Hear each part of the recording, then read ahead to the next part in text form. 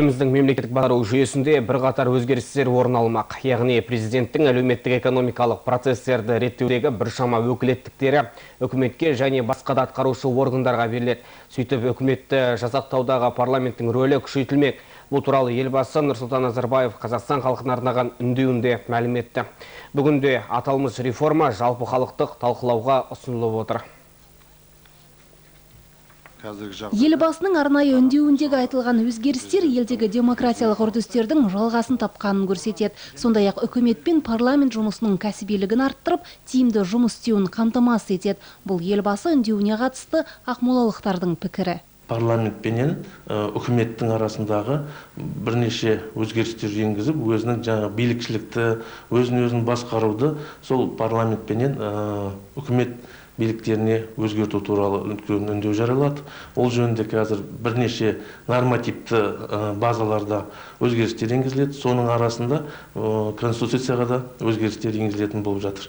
Ол деген қазіргі бір адамның қолындағы биліктің бәрін қадағалап ары қарай бақылап жүру бүгінгі күнге дейін өте қиындыққа соққан. Енді үкімет боп және парламент боп осыны екі жақты келісіп шешілген үлкен бір бәрімізге ыңғайлы, қолайлы, тиімді іс болғалы жатыр.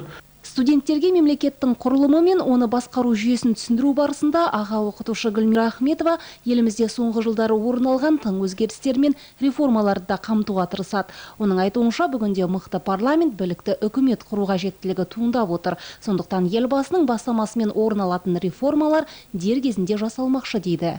Ата заңымызға өзгертулер енгізу, бұл халықты жоғары жетістіктерге жетелейді деп білем.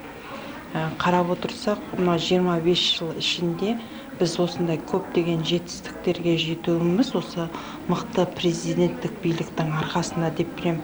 Енді қазір демократияландыру процесі кезінде биліктің көптеген осы процесс белең алып отырған кезеңде бұл мықты парламент және білікті үкімет қажет деп ойлаймын қоғамға.